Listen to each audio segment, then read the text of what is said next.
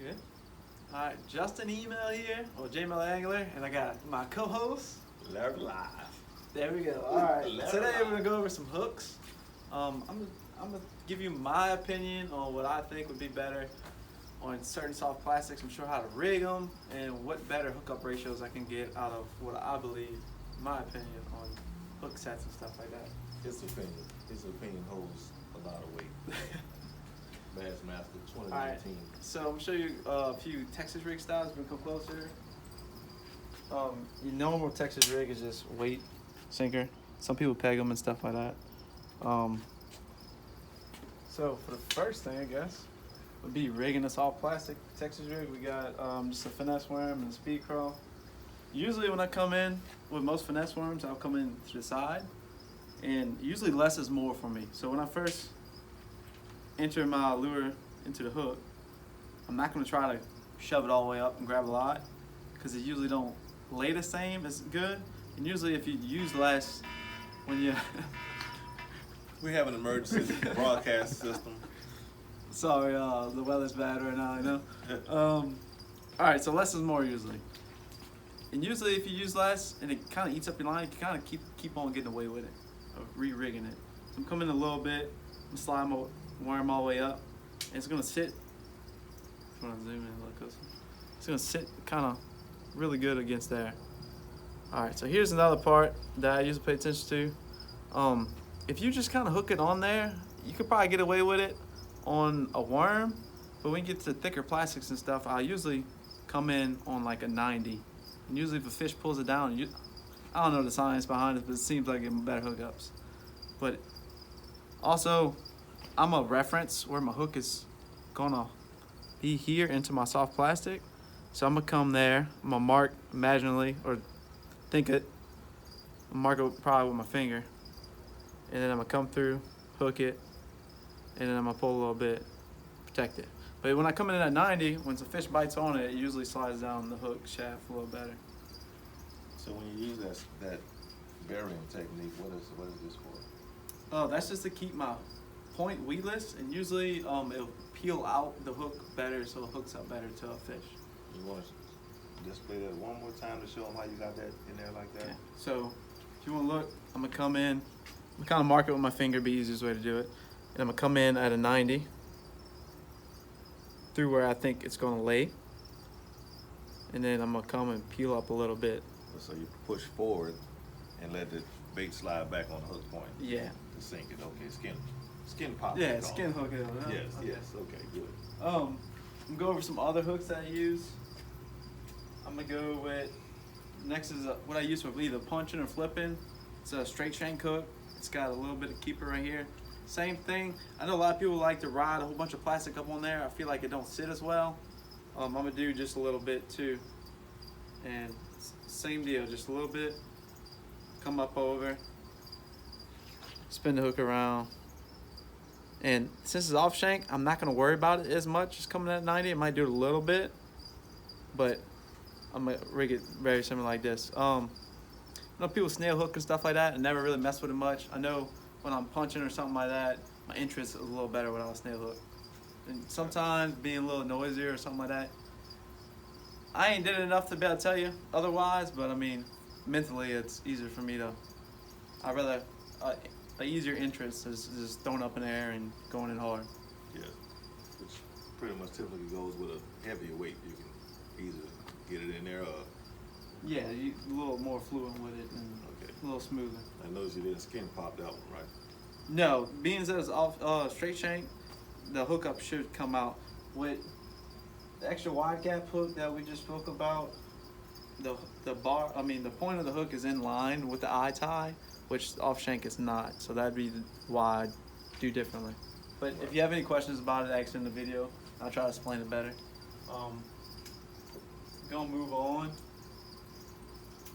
If I'm throwing like a light Texas rig, be anywhere from like a quarter ounce to like an eighth would be pretty common light, or if I'm even doing weedless, this usually is the hook I prefer if I'm rigging a worm or a speed crawl or something of that sort.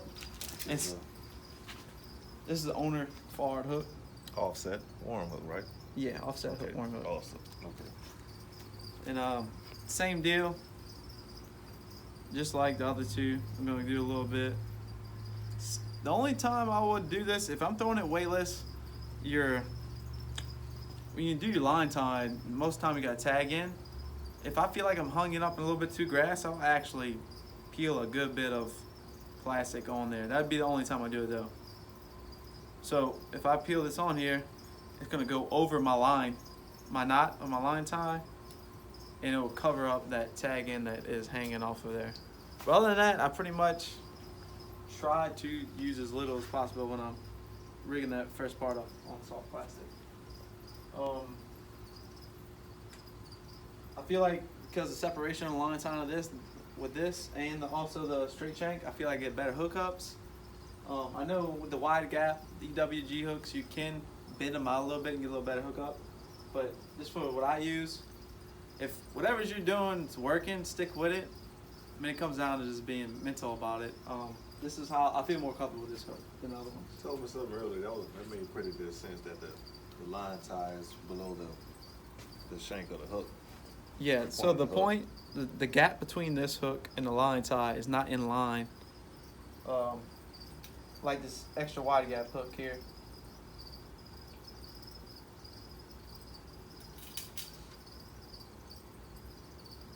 So if you look at this wide gap hook, it's in line with it. Right. I feel like I'd have to bend that out for me to get better hookups. But overall, I mean, you can get away with it. That 90 bend in the lure does help a lot. If you look on this straight shank hook, how much gap you got between the point and the line tie.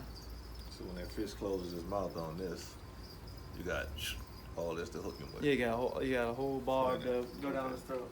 Right. The next one we go over is twist lock wide gap. This is really good for keeping your bait on the hook. But I feel like sometimes they don't give enough give for you to get a better hookup. So I have kind of messed with trimming them, the twist lock. But I'm gonna show you how to rig it. I don't use these too much anymore unless it's for certain occasions. But let me redo that. So we got a point here, spirals. We insert that and twist Center it. of the bait, right? Yeah, center of the bait. We're gonna twist that onto there. And same deal, we're gonna try to come in at 90, like we spoke about, and then we're gonna skin hook it. That's how I'd rig that. Move on a little bit of saltwater. Do you have any more questions before I move to saltwater? Not really, but with this, I know you say you don't like to use them as much, but my preference, I'm just going with my preference. If you're using like a fluke style bait, swim bait, going through grass, I feel like, you're going through grass, this will help keep it on there a little strong. Like you say, you might not get the hookup ratio, but you're not coming back with your bait all twisted up either if you're coming through grass with it. So that's just my thing about these hooks that I like. I could agree with that. But I'm more, if I'm setting the hook on a fish and I'm not hooking up to him, I get pretty aggravated about it. But give him a little more time to get it. Yeah. All right, next I'll move on to saltwater right quick. This is just a mixture shag and a jet head. Y'all familiar with that? So the first thing I'm gonna do, I'm gonna line my hook jig head, line up like there. So this barb of this hook is gonna, or this point of this hook is gonna come out about right here when I settle next to it. So I'm gonna go ahead, I'm gonna thread it on through there. Now you might have to mark it with your finger. I kind of just remember looking at it. This bait looks a little messed up, but that's how I'd read. Let me get a new bait for y'all. It's a little messed up.